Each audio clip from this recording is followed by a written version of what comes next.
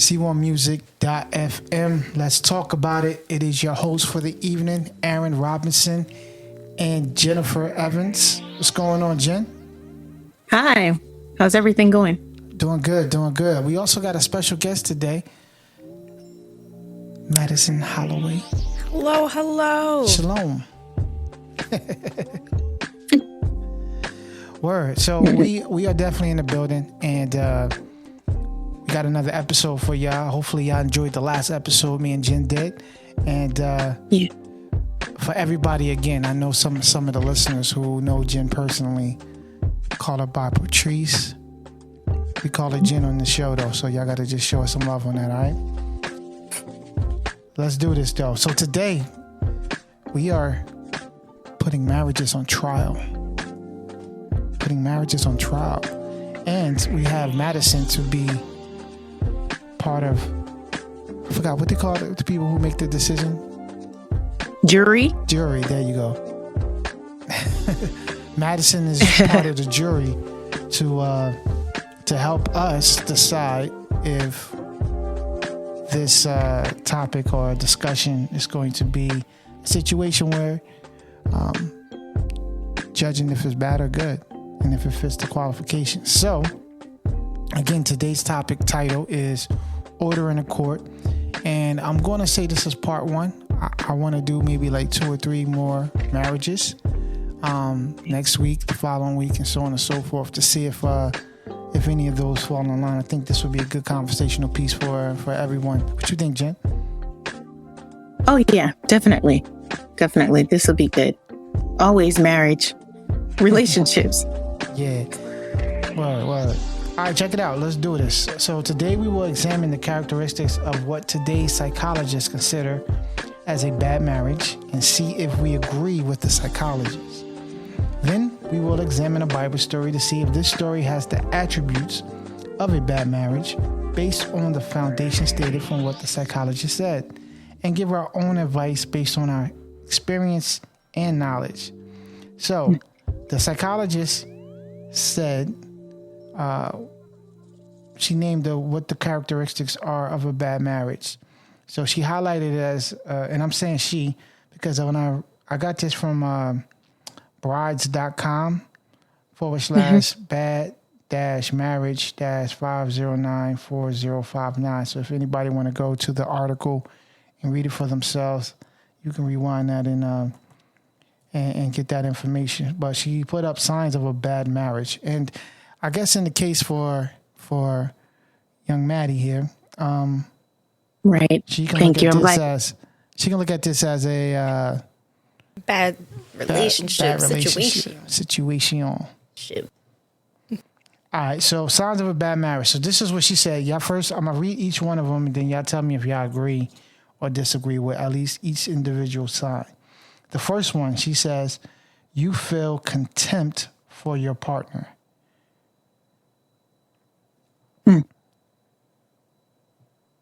I would say, you shouldn't. I mean, there's some things that you may not like about your partner, but contempt is to a different level. So, like you're fed up with it. You can't stand it. So for everybody who don't know, before I ask Madison, in your version, definition of contempt, Jen. What's your definition of contempt? So it's like, to me, like you're fed up with it. It's like you don't. If I had contempt for like a job, it was like I'm no longer checked in to be to actually. I'm just in it for whatever. If I find a new job, I'm quitting. I have no loyalty. I'm just done with it. Right. The definition, the Google definition of this from the Oxford language, it says the feeling that a person or a thing is beneath consideration, worthless, or deserving scorn. I was feeling Jen's definition on essentially going into mentally checked out. Yeah, like that's I concur on Jen's response of that's a bad situation. So you agree then that, so you're agreeing that if you feel contempt for your partner, that's a bad sign for a marriage, and in your case, bad sign for a relationship. Yeah, either or. First red flag. Gotcha. So for everybody who don't know, me and Jen is both married. Madison is Right. currently A single Pringle. single Indeed. Pringle. And also, actually, I'm still pretty much a newlywed. This year will be coming up on 6 years. We've been together for like a little over 7. And Okay. yeah, we were married for like, coming up on 6. Congratulations. Either way. Thank Yeah, you. me and you roughly around the same time. Yeah. Mm-hmm. 2015 for me. That's what's up. Women. All right, let's go to part number 2. It says your partner makes you feel bad about yourself. Is that a sign of a bad marriage? Your partner makes you feel bad about yourself. Absolutely. That is a red flag in any form of relationship, in particular to a intimate relationship. Should not be feeling bad about yourself or making them feel bad about themselves. All right, what about you, Jen? Yeah, I mean, I'm not of the notion that someone, I guess, yes, when I'm getting dressed, if I'm doing it for someone other than myself, it would be for my husband, to please my husband. If I'm not just doing it to, please myself, then yes, it would be to please my husband. So I don't want him to be, to not like it, and I don't want him to talk bad about me or say bad things to me. But actually, I think that when you put the way that's worded, your partner makes you feel bad about yourself. I mean, if he doesn't like something that I wear, or if he doesn't like something that I do, Oh yeah, you I want him shouldn't to feel voice it, bad. and that doesn't. That won't necessarily make me feel bad about it. So, if your partner is demeaning and discouraging more often than uplifting and encouraging, then yes. Okay. You get what I'm saying? Because I don't think anybody can make me feel bad. I'm not gonna. Yeah. Absolutely. I don't Like like it. that example of, oh, how does this dress make me look? Like there's a difference of being straightforward and honest, cut and dry, versus like you can say what you have to say without saying it in a rude way or saying rude words. So I hear you. Right. Now, let me get my 2 cents in it, because I just realized that I'm talking to 2 females, and me being a male and also being married. So for the first one, I'm going to also say I agree with you ladies. You feel contempt for your partner and disregard in that way. Yeah, it's kind of like, you tapped out already. So, you need to, if you want to fix that, you need to rekindle the flame somehow, or figure that part out. Number 2, your partner makes you feel bad about yourself. I'm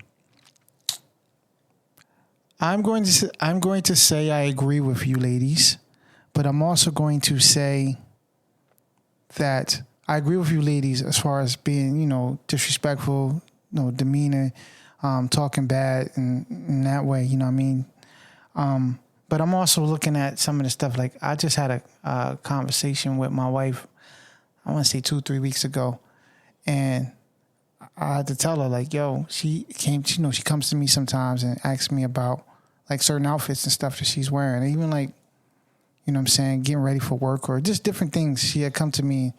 And I think it was one Sunday we were sitting there talking, and I was like, yo, man, like, yo, what's good with you, yo? Like, you keep asking me all these questions about stuff that I don't, and I'm saying to her, like, yo, it's not that I don't care about what you have on, but to a certain degree, I'm going to say what I'm going to say.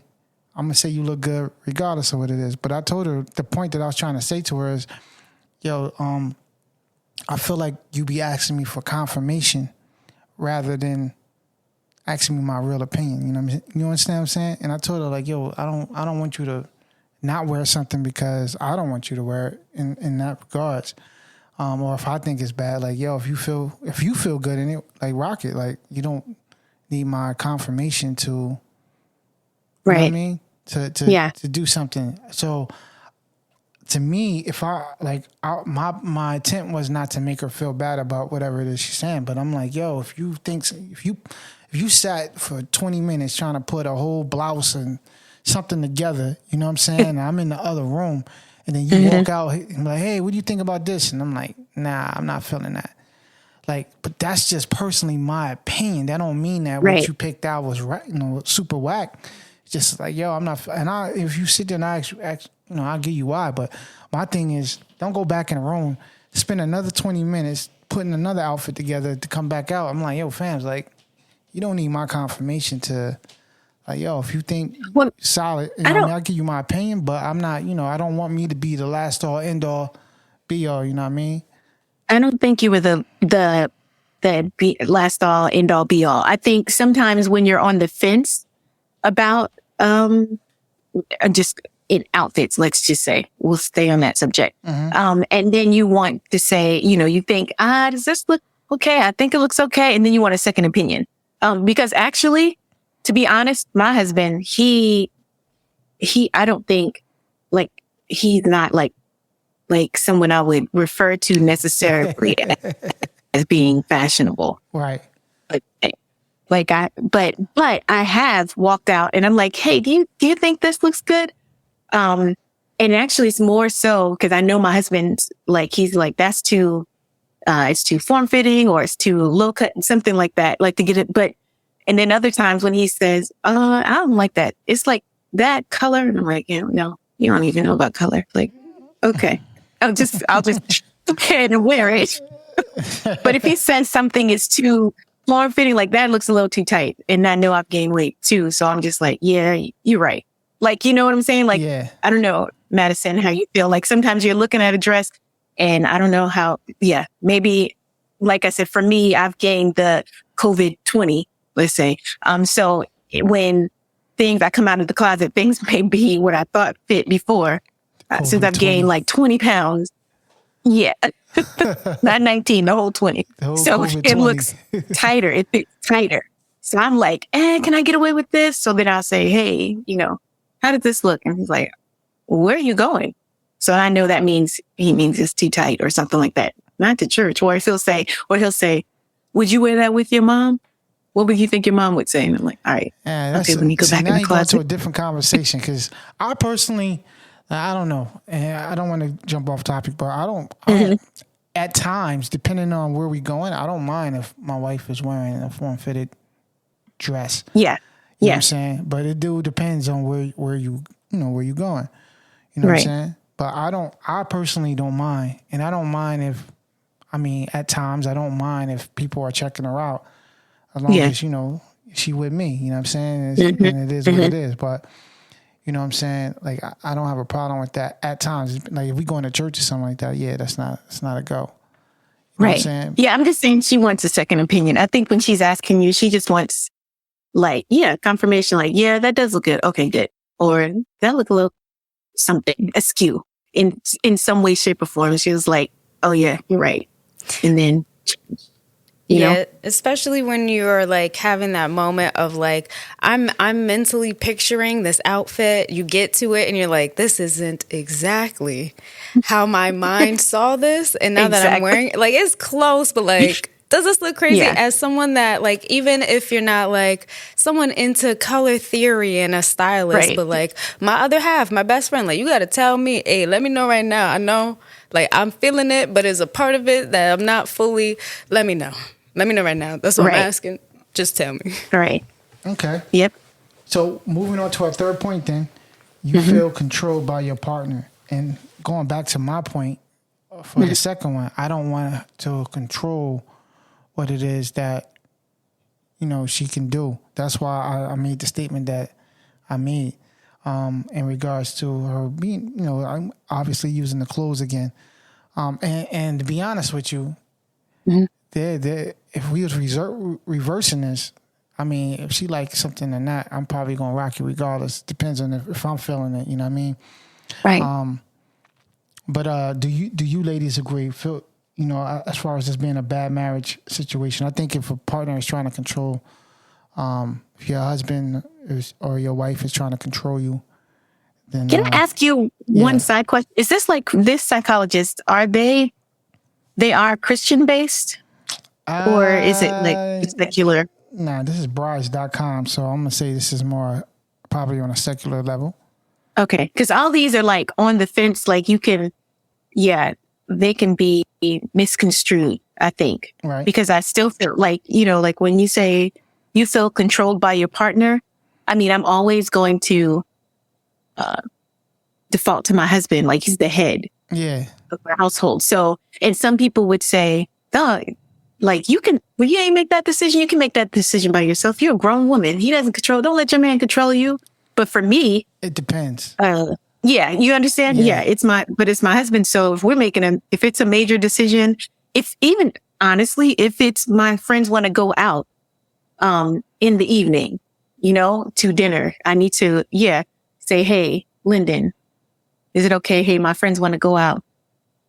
And if he's like, "No, we're going to stay at home," then I would probably stay at home. But see, I don't look at that as controlling, and I don't even look at that as you playing yourself out. I look at that as, what I'm saying, you being honorable and respectful, and I feel like he should do the same thing to you. You know what I mean? Submitting Exactly. to your husband shouldn't be something that you should fight. That should be something that you are willing to do, and vice versa. He has to be willing to do that too. It's just, I know that a woman submits in authority and a man submits in love, but to me, nobody can have authority over you unless you place yourself in that situation, and vice versa. You know what I'm saying? Even on the love part, I'm not going to put myself in a situation where I'm going to take an L for you if it ain't for love. You know what I mean? Right. So I agree with you on that. What about you? What do you say? When you said your last statement, first thing that came to mind is what you won't do for love. I'm sorry, but yes, I'm in the same boat of the both of you, and primarily on the aspect Jen was touching on, stating that overall that there's a duality to it, because from what the both of you said, yes, it is a respect factor. It is a like, I chose you to be in the loop and, be there for me. I'd be there for you. Like, yes, if it's like a going out as that previous example, like, yes, I would want to know what's going on with you. I would want to know that you're like safe. Like, it's cool. You do go as you need. We don't have any obligations like for the night or, I'm tired. Like, go ahead. Absolutely.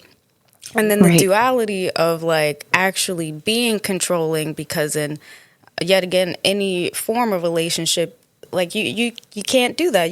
There's many things in life that would be out of your control, and now you think that you could kind of cast that over a person. I don't think that is fair either. And so I do think it's very depending. And I could see how you were like, is this a Christian based article? Because I could see how there's some duality in some of the wordings. Yeah, because what would you consider like actually where your partner would be controlling you? Like, what would it be an example of your partner controlling you? Like, you cannot leave the house after 7 p.m. I don't like it. After when the street lights go out, so should you be home. Like, maybe something around those lengths, because it's like as an adult, a curfew. Because I do agree that there should be forms of not necessarily negotiation, but what is the word that starts with a C that's similar to that? But just restricting of me in those ways, like us not coming together on it. It's more of like, you're telling me what to do, I got to do the thing. That's more controlling to me. Now, I'm going to say this because I don't. To me, for me, like let's say the curfew thing, you said 7 p.m. To me, that's a conversational piece, but depends on why the person is saying what they're saying. Right. You know what I mean? And as long as we can have a conversation about it and hear each other out. Because to me, I remember when I was younger, I used to ask a lot of females, this is prior to me getting married, but, this in general, I would ask, what do you care, as a female, what do you care more about? Being right or having your way or being heard? You know what I mean? If being, if being right all the time or having a last say so and being right all the time, to me, then I would say that person is definitely not ready to get married in that sense. Yeah. And if being heard is, then to me, respectfully, if you are, as long as your husband or significant other, as far as, what I'm saying, like you're in a relationship with a boyfriend or whatever, if that person is making decisions for both of y'all, the most important thing that you want to take into consideration, or you want him to take into consideration, is your feelings and, your input. Mm-hmm. And to me, and then obviously you will want him definitely to take it to God and on whatever the situation is and pray about it and then come, and be the man of the house and make the final decision. But, at the end of the day, I feel like it's still, that's still something that you place yourself under, But dialogue, conversation has to be done. Good communication has to be done on that. Were you looking for the word compromise before? Yes. Was that what it was? Yeah, yes, it just came to me too. It was still on the mind right now. We could have been by the end of it. And I was like, "Hey, compromise." That was the word. Yeah, but in marriage, that's all it's really about, compromise. It is, exactly. Yeah. I mean, marriage is completely about compromise. There's just things that you compromise on.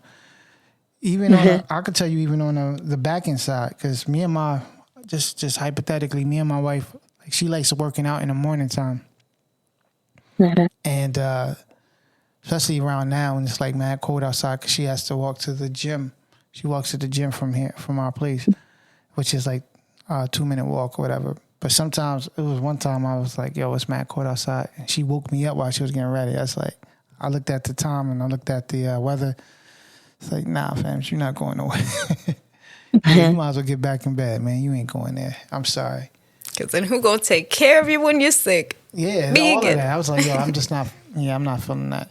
And she didn't go. And it wasn't like I was trying to be controlling of her or anything. Like, yo, go in the evening time when I warm up or something. Like, I'm not saying you can't go to the gym. It's just like 6:30, it's dark outside. Make it make sense for all of us, the comfort levels. Now, normally she would normally go, but, and there's never been an issue, but it was like, yo, it's break outside. Like, it's too cold for all that, man. Not yet. Yeah. Situations of you are the captain now, absolutely, but then co-captain. This is UNITY. All right, so let's move on. So here's another point. You stay only to minimize negative impacts on your family. This is more, I would say, well, I was going to say women do that more than men.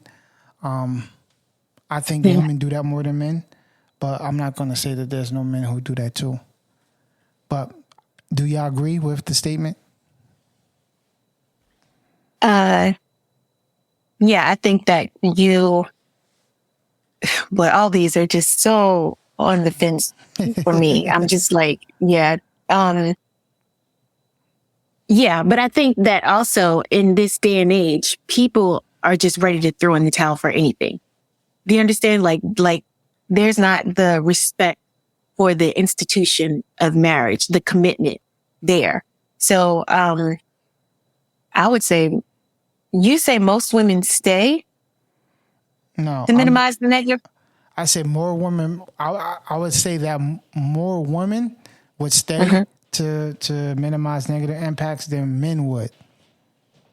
See, and I think when you say you only, I guess when the key word would be only, to minimize negative impact, the impact on your family. Because if that's the only reason, if I have contempt for him, and if I feel like he puts me down, yeah, then that's a bad marriage. If all the other things are present and I'm only staying there because, I'll be in a 1-bedroom apartment with 7 kids and they'll be without a dad. They won't be able to see their dad but once every 2 weeks, or, financially it's going to be a burden and my kids won't be able to have to skip ballet and soccer and all that stuff. And yeah. And then I'm going to have to spend money on a psychologist for them or counseling. Yeah. That's the signs of a bad marriage. Yeah, for sure. You want to comment? You want to comment on that too? I'm just in agreement that the duality of it, but primarily that is not the best situation, because I was gonna think the same thing on contempt. If you've checked out to the point where it's like you're only staying for family, that is a bad situation. But then also heard on the aspects of if you have kids and depending on how you guys are living together, that would negatively impact the family, of which will worsen your relationship. And so it really does depend on how that situation is to go about it. Okay. All right. The next one says you might be having an emotional affair.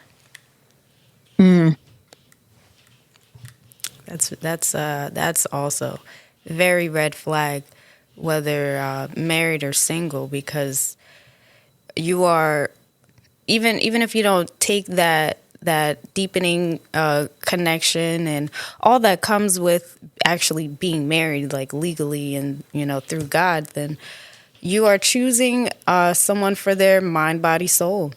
And if you're not showing up for their mind and on the sections of emotionally, and then now like you're giving those in, because that's a level of intimacy as well. You're giving intimacy away to people. Because just how it's worded, emotional affair, like if you are literally not, providing those parts of yourself to your partner, but now externally in a fair way to someone, and like kind of in a way like playing certain games like that, I don't think that's a good situation. Okay, I have a question though. What in you two's definition, what is your definition of an emotional affair? Like not necessarily, because like if this was like a therapist, that's not like an emotional affair of you speaking of like more in depth of what's going on with you mentally and like not the best state, because yeah, you could touch on those things with your partner, but if you have a lot of bags and they're very heavy, then sure, you won't go to those lengths with them, and it would be appropriate to go to like a therapist. But like now you're diving into maybe something traumatic or just my mind is going to the thoughts of like traumas or maybe things that are going on between you and your partner. Now you're like, instead of completely vocalizing that with them, now you're doing that with like someone else. Okay. Jen, what is your definition of emotional affair? Because my definition is not hers. I think, simply put, if whatever I'm saying, whatever I'm doing, whatever I'm thinking, if my husband was saying, doing, or thinking those same things to the opposite sex or whomever, would I like it? Would I think that was out of line? And that'll cut it all out for me. Do you understand what I'm saying? Like if I'm like kicking with some, doctor or nurse at work, and then my husband walks in, or if it was you, like I said, if it was my husband and he was doing the same thing and I walk in, how would I feel? Would I feel like, wait a minute, this look like, why y'all sitting in the corner? Like crossing the lines that should only be between you and your partner. Yeah. So if I feel like, yeah. All right. What were you going to say? So for me, my definition of emotional affair to me is also a little different than yours as well. To me, okay. I think emotional affair, in my personal opinion, like I don't think, first off, to on the points that y'all made, I don't think that anyone should be sharing their personal information between the couple with other people. Per se, whatever's going on between y'all should be between y'all. Now, I understand some people want to get advice in certain situations and so on and so forth, but even if you're doing that, you should do that on a surface level. But to me, an emotional affair is more of, in my opinion, like having feelings for someone else. You know what I'm saying? Emotionally connecting with somebody else where y'all have feelings for each other. To me, that's more of an emotional affair. Like absolutely, like to me, like the basis of it. I don't know. I guess I overthought the question. No, I think what you're saying is like, Aaron, like like the continuum of, like I'm saying, to me, the first thing that doesn't seem right. Yeah, the entry There levels you of go. emotional So affairs. don't even get to that point where Yeah, it I should have never this. even get that far. There you Then go. it's more There of you a go. affair, not emotional, because that's going to turn into a physical affair. Sadly, hopefully not. Yeah, I think that's what I'm saying. I think my definition kind of nipped all that in the bud, you know, because first you start laughing and, oh, he's so funny. And no, but he's like, yeah, he really helps me out and blah, blah. And then it starts to where you're, thinking about this person or whatever. Then yeah, it's already gone too far.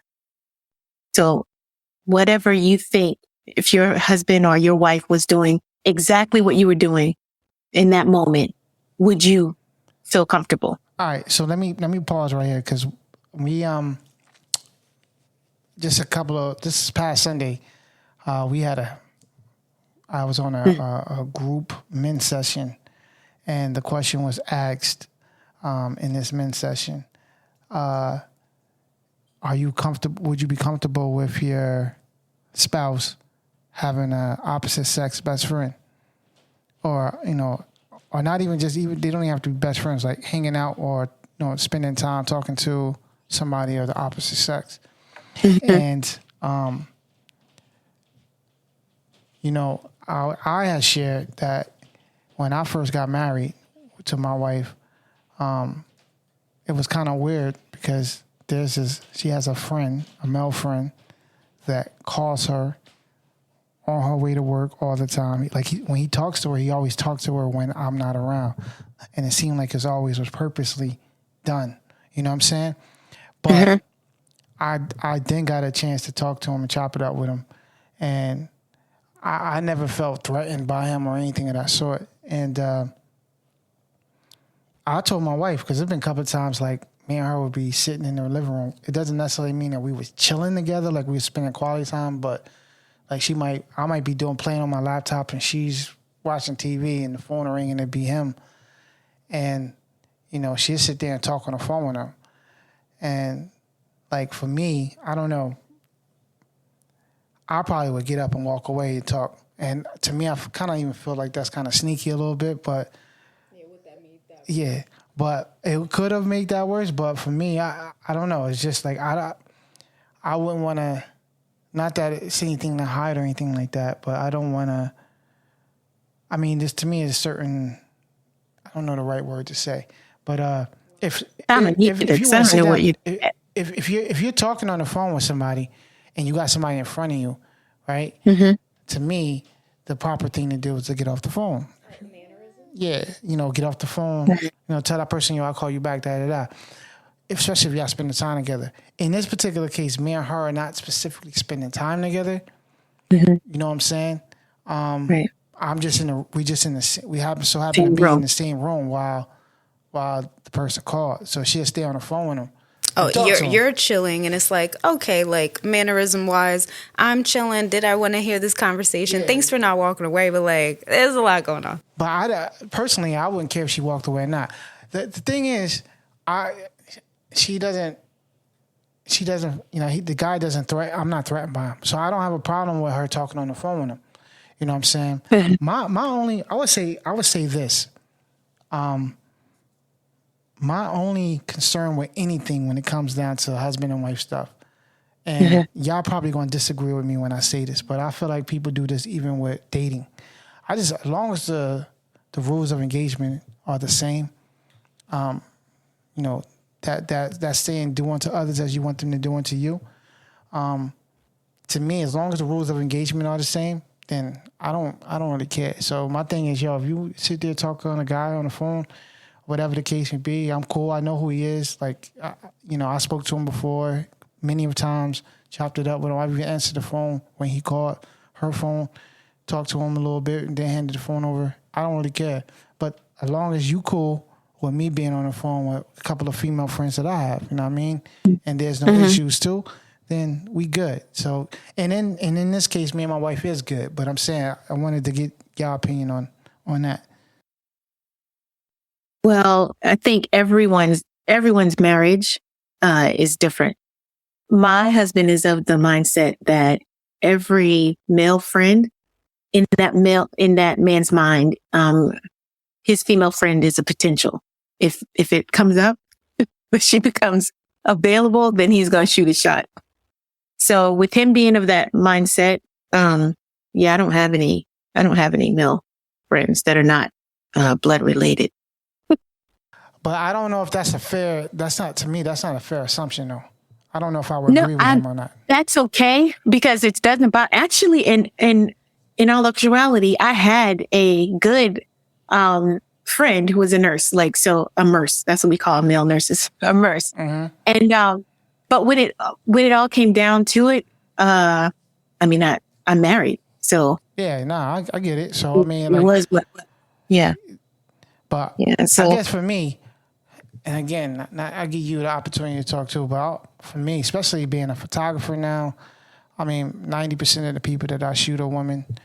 So I have relationships with a lot of females that I'm cool with. When I was in the medical industry, again, 90% of the jobs, females, you're going to be surrounded around females all the time. When I was recording, doing music and stuff like that, majority of the time, especially in my house when we was working, these are conversations that I already knew was going to pop up from just, dating and at the time being single and things of that nature and doing music at my house, having my own business, being around females all the time, you know what I'm saying? And then knowing that and becoming a photographer, those are things I had conversations with my wife. I think what makes me different from most people is I'm not one of those type of people that like having somebody questioning me all the time. So I would put everything up front and tell me and my wife is solid and she knows that about me because I'd rather tell her everything up front. This is what this is doing. Boom, boom. This is so you don't have to come back and ask me a whole bunch of questions because then you're going to be annoying me. So I'd rather tell you up front everything. This is what I'm doing. This is what it is. And I'm probably, between me and her, I'm probably the one that's kind of more responsible in that regards. And I guess partially I would say that's how I grew up. Like in my house, I knew what it was, so I'll try to do as much as I can to get about the house. Because if you sitting around the house not doing anything, it's like, yo, cut the grass, yo, do this, yo, do that. Right. So it's like, nah, fans, I'm out. You know what I'm saying? My brother would be the one that used to get a lot more in trouble. I would, by 10, 11 o'clock, I'm trying to get about the house because I already knew what it went down. Like, so whatever stuff that I had to get done, boom, and I tell my parents, like, what it is. And I tell kids now these days, man, y'all want to get cool with y'all parents, show responsibility, man. Like, right. If you're going to be out and say, I'll be back at the house at 6, at 5:30, if you know you're not going to be home on time or you don't feel like coming back home, like, I would call my parents like, I'm still here, such and such, do y'all need me to come home? Nah, all right, cool. I'm going to be home at 9 or 10 or 11, whatever. This is where I'm going. This is what I'm doing.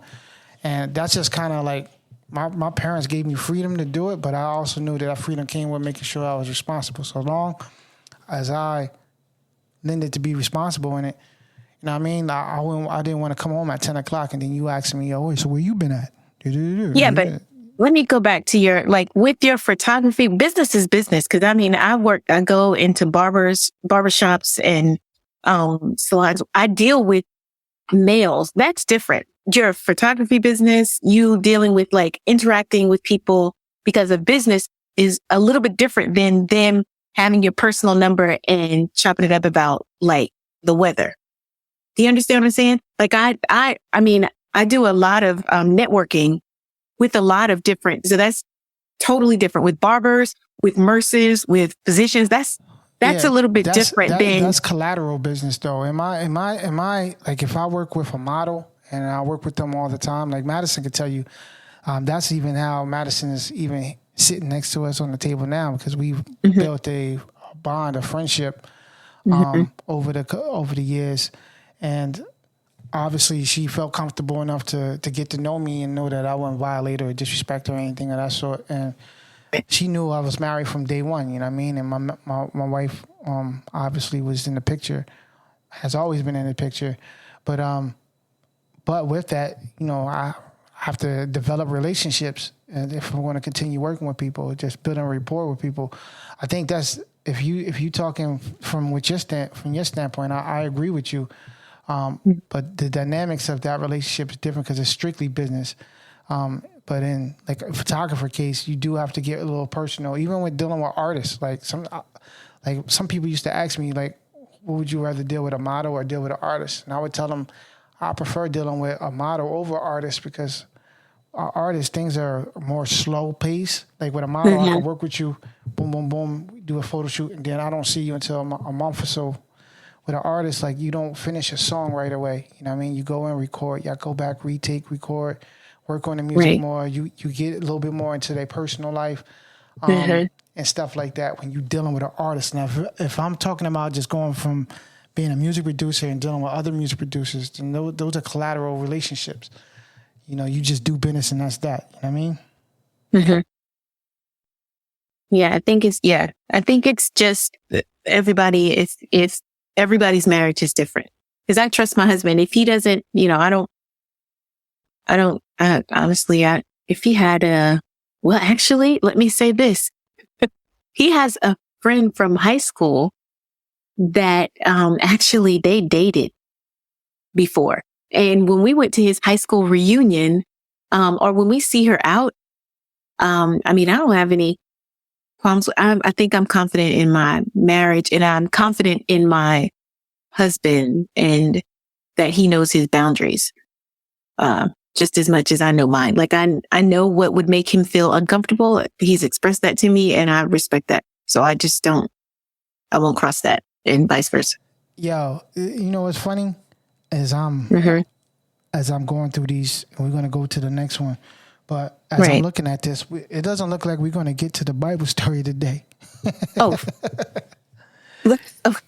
Part 2. Yo, part 2 might have to be the Bible story. You mean, no, part 1B. So this is 1A. And part 1B, yeah. To be continued. Yeah, to be continued. Because it's like, we already had like 40-something minutes going on. Okay. But that's cool. The conversation is good. Let's move on to the next one real quick. Okay. But everybody, we all on agreeing that emotional affair, although that is a cloudy situation, is still a sign of a bad marriage. Absolutely, yeah. All right. Mm-hmm. All right. The one before the last is you stopped arguing entirely. It goes back to the first one. You clocked out mentally. Right. The clocks are not turning. You're like, you know what? I would rather preserve this energy than to even talk. Like that's how you know that there's either been a pile up of arguments or they're like consistent to the point of where it's like, we're not getting through this. We're not going to argue. Right. Jen, you agree? Yeah. I said what I said like 5 arguments ago, 20 arguments ago, and I'm done. That is probably one of the reddest signs of a poor relationship to where, and again, in any relationship, you don't even want to clear the air. You don't want to speak your piece. They say for women the most, they're completely done when they're not talking anymore. They're not trying to uncover what needs to be uncovered. You know what's funny? Just to give my opinion on this, and I used to tell people this all the time, some of the younger guys, you know what I'm saying? If y'all not arguing at all, then y'all not really in a relationship. Or you never really make that. To me, a relationship is developed. And I think I read this fortified. I read this in a book that pressure, heat, is either going to break y'all apart or mold y'all closer together, right? So, and that only comes through trials and tribulations and communication. And if y'all not arguing and having those conversations, heated discussions and things of that nature, then you're not experiencing that if that stuff is pulling you apart or bringing y'all closer together. And I know this from experience because I was in a relationship actually one time and we never argued. We never argued. And I was like, yo, this is the perfect relationship, yo. Like, we never argued until that one time we did. And that one time we did. She pulled up everything. No. It's just. It was done. It was a done deal from there. You know what I'm saying? And you know, we just that made me realize at that point, it's like, yeah, I'm not putting 6 months, 8 months into, like, I'm gonna have to start an argument to see how we going to resolve this. I gotta see how we resolve this. If our communication, if we can come to a clear understanding and move on, because that's true. To me, if you don't have those heart-to-heart discussions and disagreements in the beginning, you know what I mean? Most of the time, our mentality is, oh, everything's going good, da-da-da-da. But that first argument, you know what I mean, will kind of start off the make or break it series, you know what I mean? And to me, I just think that it's important. That's important how y'all resolve issues. It's very important if y'all going to be getting closer to me. Every time me and my wife, I could say and tell you some of the arguments that me and her had, like blowing up. Even when she moved out here, we got into a couple of arguments, and it's just, I felt like it was more of us adjusting to being around each other, because I was going to say learning phase. Yeah, because she was from Arkansas, she moved out here, so it took a lot of, you know, seeing somebody every single day. You know, there's a lot of stuff that, you know what I'm saying, we had got into heated discussions and fights and stuff like that. But I never felt like it was one of those things where we was going to break up over it, or we was going to leave, or she was leaving. You know what I mean? I felt like we was committed to working everything out. Even though we might have disagreed, we was committed to that. And I feel like that's the most important, that's the important part that you got to, you know, figure out. As long as y'all committed to work together, committed to working things out, then it's cool to have those heart-to-heart heated discussions. But if y'all not committed to each other working it out, them heated discussions are going to break y'all apart quickly. Hey, there's duality. It always, in a lot of ways, duality will keep springing back up because it's almost in everything. But there is good and bad conflict. Like, you need to be able to voice what's going on. Have y'all two ever experienced something like that where y'all was in a relationship and never really argued that much until that one time y'all did? No, we're similar in those ways. I'm gonna say what I gotta say before it should even really be a thing.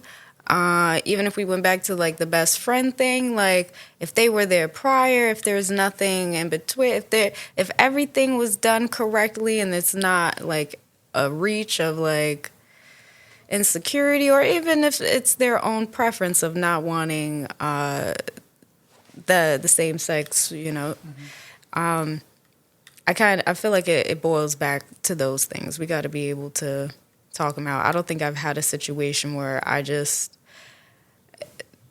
it just probably wasn't something serious if we weren't talking about anything. All right. So, Jen, I have a question for you, Jen.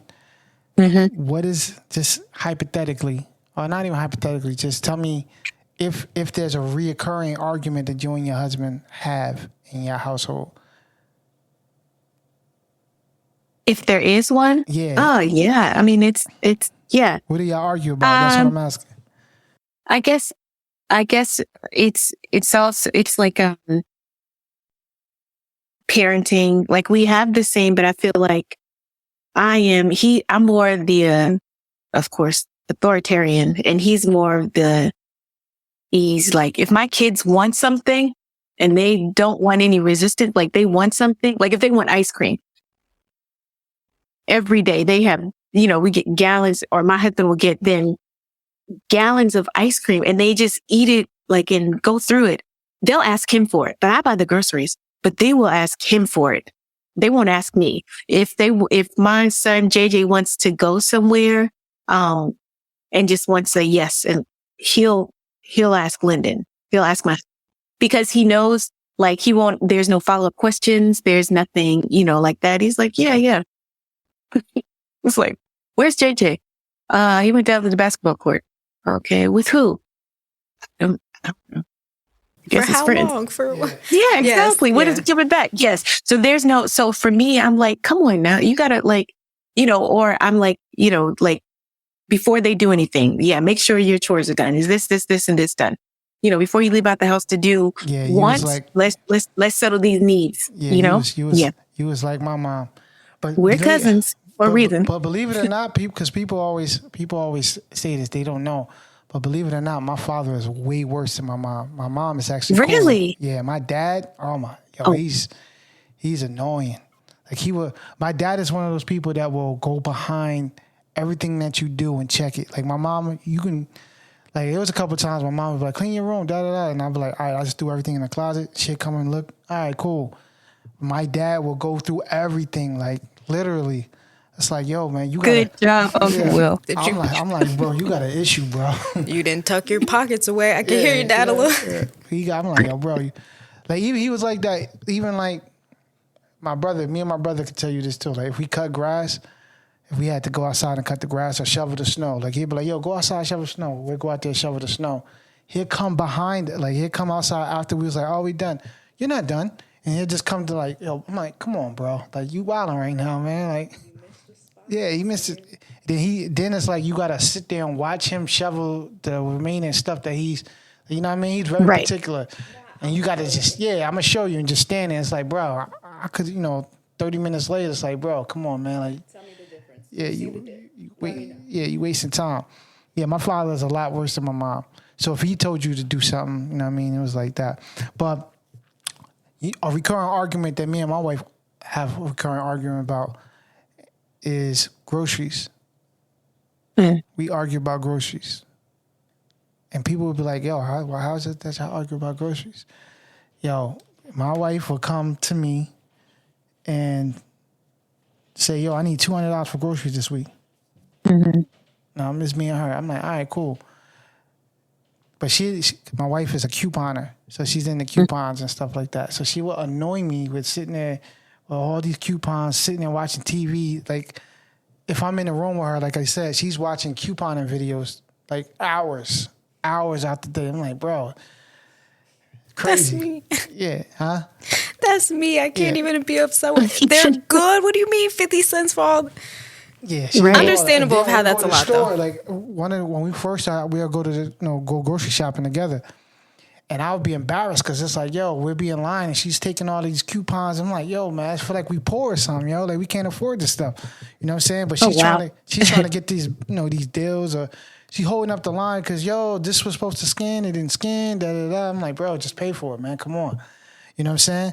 Because I'm like, yo, it's a long line, but that's something like we like get into heated discussions about, and I feel like it was just how we was brought up, how we grew up. You know what I mean? Yeah. That was she I don't ever remember my parents really going to get coupons. It's like we went, we bought food, and we came home. You know what I'm saying? It was just, to me, it was just the way that we was brought up. But that's something that we continuously argue about. Even last week we wasn't arguing, but she comes to me and like, yo, so what do you want for groceries? And I'm like, yo, I want this. So like, I'm trying to make it work with the coupons. I'm like, I don't care about no coupons, man. Let's just get it and go. I hear you. That's both. Good stewardship over the money. You should be like proud of her for doing that. I mean, I understand, bro, but I think like don't infringe on her. Just let her do her thing. Yo, and she does. But I'm saying, this is what I'm saying to you in general. Yo, because she would go. She'll save mad money. I've been a couple times. I went with her and she saved mad money. Matter of fact, it was one time I went and the store owed us money. You know what I'm saying? Right. But I feel like she'll go to like 20 different stores and they be all over the place. I'm like, yo, what you saving? You spending in gas.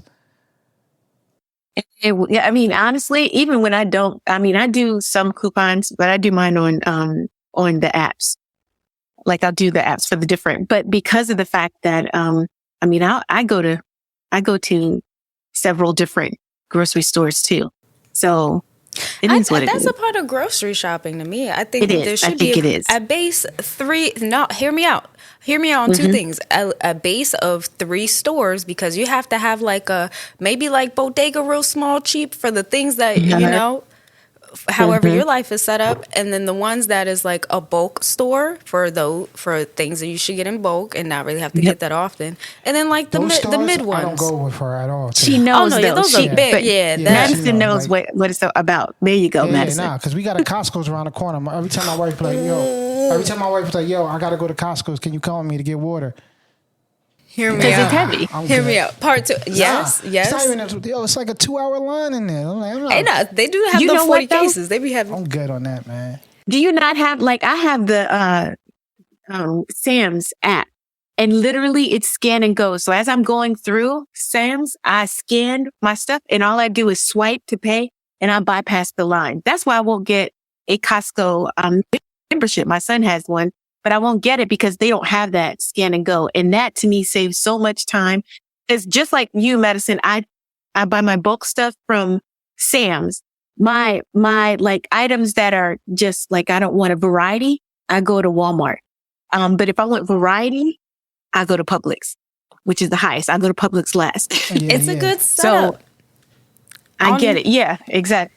Let her be her. Let her live her life. Let be her best. save She for got the it. family. Yeah, she got it. She got it. My last hear me out on those. Literally, so I don't watch like a lot of videos, but I will keep them like in a mix of queue because there's certain savings to the point of TJ Maxx yearly. They've been having, they don't report them, but they'll have like a 50 to 80 cent sale on clothes. Like that's pretty great. Exactly. Word. Yes. All right, let's move on to our last point. He's right. The last point is All right. your body language shows disinterest. Yeah, they say when you're driving in the car and her knees are pointed away from you, that she's mad at you. I've seen that often in the memes. I agree. Yeah, body language tells it all. Okay. Especially if the body language prior was completely different. I understand you get out of like a honeymoon phase and like the learning phase or whatever situation you could be in. But now it's like, it depends on what you mad at. Because if you just mad, I'm turning music not up yet. and keep it moving. Stop. Now you putting your whole body in it. You're gaslighting. Chill out. But like, yeah, if it kind of shows that they like borderline detest you, that's not even borderline. If it's any close to that, then it's like, wow, this disinterest, red flag. Red flag. All right, what you think, cuz? I mean, I guess if it's 100% that way, but sometimes, like I don't want him to be up underneath me. Like, back off. There's like, we got a whole couch and a love seat and 2 chairs You know what? over here. Pick your spot. And that's something that we also discussed too in my house. I grew up in a house like it's male dominant. Me, my brother, and my dad, and my mom. Right. We had time when we spent together, but we also like kept it moving. Whereas my Right. wife is a little different. She wanna like, it was more girls in the house, so they always hung out with each other. They did everything together. I'm like, yo, man, like at nighttime and stuff like that. Sometimes she want to, chill and watch TV together, and I'm like, nah, I don't want to watch that, yo. Yeah. I'll go in the bedroom. You got it. You got the TV. You know what I mean? Mm-hmm. And sometimes that bothers her or whatever. But I'm like, yo, man. Or like she'll be in, like this is one of the things in our house we argue about because she'll get in the bedroom first, and she'll be watching TV. And then when I'm ready to go to bed, I'm like, come on, man. Like, I don't want to kick you out the room, but, yo, I'm not trying to fight with you in the TV, man. You know what I'm saying? I'm trying to go to sleep. When I go into bed, I'm trying to wind down and go to sleep, where she can sit in there and watch TV, like, all night long. She'll be up till 3 in the morning. If she ain't got to go nowhere, she'll stay up till whenever to binge watch shows and stuff to catch up on. I'm like, yeah, nah. And some of the stuff she'll be watching is super whack. So I'll be like, come on, man, cut that out, man. I can't be that trying to sleep with that bright TV and all these extra weird noises going on. Like, nah, can't do that. I think I get that because you know what? My husband is a night owl and I'm an early bird. So literally, I don't bother him because I can go to sleep with like a fire truck beside me, full 5, alarming. But if I'm up, I get up like 4:30, 5 o'clock.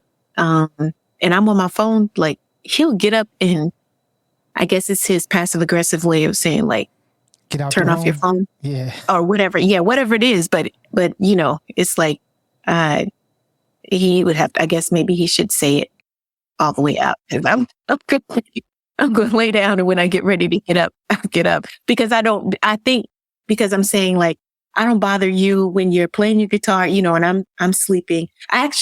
Now I have a sleep mask that I put over just to make sure it's like I don't see any light because he'll turn the lamp and he'll come in like midnight and then that actually wakes me up. Huh? He playing a guitar at midnight? Yeah, because he's up. He's up. He has his laptop. But why do we need to do it in your room, though? Like, where you sleeping at? To me, that's a violation. It doesn't. Well, I think at this point it doesn't bother me. He knows it doesn't bother me. Okay. Like I said, to me, it doesn't bother me. And it used to wake me up, and I would get up and then go to the bathroom and then lay back down. But now with that sleep mask, I don't even. It doesn't even register. Better than me, because I was but like I said, at 4:30. Well, that's why at 4:30 I'm like, here I am. I'm up. This is my midnight. So compromise. Yeah. All right. Just to bring this to an end, it says the lady has said what to do if you're in a bad marriage. She said it can be overwhelming to realize your marriage is no longer what it used to be. Here are a few ways to begin moving forward. She lists 3 points. The first one was work with your partner to write the course. The second one is seek an outside perspective. And the third one is or start taking steps necessary to move on. I don't agree with the last one from a marriage perspective. I think y'all should try to figure it out and work it out. Go to counseling or something. Do whatever you can do. Go to counseling. I think speaking to an outside person, getting an outside perspective is going to counseling, trying to figure whatever it is out and do whatever you can to save your marriage before you completely tap out. What about you? I think that's why it's third, because it's like the last resort. Okay. Right? Yeah. Well, to me, 1 and 2 would be the same. Work with your partner to write the course. And that could be writing the course, could be seeking out. Exactly. Yeah. Professional help. What do you think, Madison? Still in agreement with the both of yous twos, specifically yourself, Aaron. On the last one, that is more of not an option in marriage. And depending on what that relationship is, if there is a marriage, because I do believe in if it's not broke, don't fix it. If it's broke, fix it, because anything worth having, you have to maintain. And so, when you're with someone, there shouldn't be like a focus on also moving on. Like, be in that thing. If there's something going on, if you do have to do that last situation, that is, as you, Jen, said, that would be like the final, that's the like last resort of it's like, all right, now we've tried all that we can, and I guess now, how can we move on from this or maybe each other? Word. All right, with that being said, man, we gonna tap out here because we're definitely over an hour on this episode. So on part 2, we'll recap this, and then we'll get into the Bible story and see if this is in line with signs of a bad marriage. All right. To be continued. Anything y'all want to say before we bring this to a close? I want to go ahead, enjoyed having Madison. Like, really cool. I'm cheesy on the other end from that. Thank you, Thanks Jen. for your input. Yeah. Well, not you as well, but thank you for having me and joining me. Hopefully Madison will join us again on another show. And, we appreciate you. Thank you for joining, Maddie. For all the listeners, definitely continue to listen. We appreciate the support.